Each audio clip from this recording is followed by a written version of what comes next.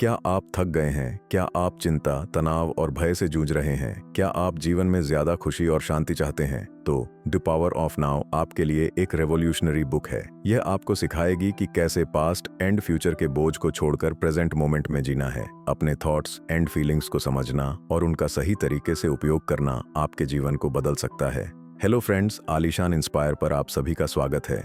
आज हम बात करने वाले हैं the power of now book के बारे में, जिसे लिखा है एकहार्ट टोले ने। यह किताब लेखक के जीवन के संघर्षों और उनके भीतर आए परिवर्तन पर आधारित है। इसमें वह बताते हैं कि एक समय ऐसा था जब वह अपनी लाइफ से बिल्कुल परेशान हो गए थे। वह अपनी लाइफ में बिल्कुल खुश नहीं थे और वह इमोशनली डिप्रेस्ड थे। फिर उनके अंदर एक बड़ा बदलाव आया। उन्हें रियलाइज हुआ कि यह फ्यूचर और पास्ट सब माया है, असली है तो केवल प्रेजेंट यानी वर्तमान। इसके अलावा सब कुछ एक भ्रम है। नंबर 1, आप अपना मन नहीं है। ऑथर ने इस चैप्टर में एक बहुत ही पावरफुल आइडिया पेश किया है जो पूरी किताब को शेप देता है। वह कहते हैं, अपने मन को थॉट्स की एक लगातार बहती नदी की तरह समझें। ज्यादातर लोग अपने थॉटफुल माइंड को ही अपनी पहचान मानते हैं, लेकिन लेखक इस सोच को चैलेंज करते हैं। वह हमें पीछे हटकर बिना किसी क्रिटिसिज्म के अपने थॉट्स की जांच करने को कहते हैं। लेखक समझाते हैं कि आप अपने दिमाग में दौड़ने वाले थॉट्स नहीं हैं। इसके बजाय आप वह कॉन्शियसनेस हैं जो इन थॉट्स को देखती है। इमेजिन कीजिए, आप नदी के किनारे बैठे हैं और पानी का बहाव देख रहे हैं। आप वह पानी नहीं हैं, आप वह हैं जो उसे देख रहा है। लेखक बताते हैं कि सच्ची सेल्फ अवेयरनेस इस अंतर को पहचानने से आती है। मन एक उपयोगी टूल है। यह एक रेडियो की तरह है जो लगातार चलता रहता है। ये थॉट्स, यादों और चिंताओं को ब्रॉडकास्ट करता है, लेकिन आप ही हैं जो इसे ट्यून कर रहे हैं और चुन रहे हैं कि कौन सा स्टेशन सुनना है। नंबर 2, दर्द से बाहर निकलने का रास्ता।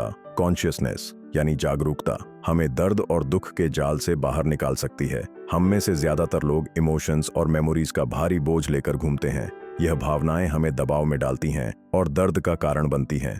यह ऐसा है जैसे आप चिंताओं, पछतावों और भय से भरा एक बड़ा बैग ले जा रहे हों, लेकिन हमारी फ्रीडम केवल प्रेजेंट मोमेंट में है।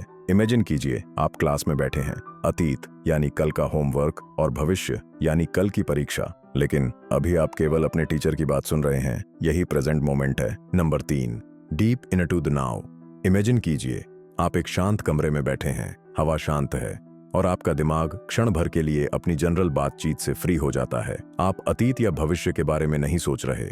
इसके बजाय आप प्रेजेंट मोमेंट में पूरी तरह से डूबे हुए हैं। ऑथर बताते हैं कि प्रेजेंट मोमेंट में डूबने के लिए माइंडफुलनेस की प्रैक्टिस करें। अपने आसपास की हर चीज पर ध्यान दें। Walking, talking, eating and breathing. Number 4, past और फ्यूचर में मत जियो। ऑथर कहते हैं कि पास्ट और फ्यूचर दोनों ही भ्रम हैं। स्टूडेंट का उदाहरण देते हुए वह समझाते हैं कि अगर वह फेल हो जाए तो रिजल्ट आने के बाद रोने से कुछ नहीं बदलेगा। इसीलिए पास्ट और फ्यूचर की टेंशन छोड़ो और आज में जियो। जब आप प्रेजेंट मोमेंट का सम्मान करते हैं और इसे एक्सेप्ट करते हैं तो आप दर्द और पीड़ा से फ्री हो जाते हैं।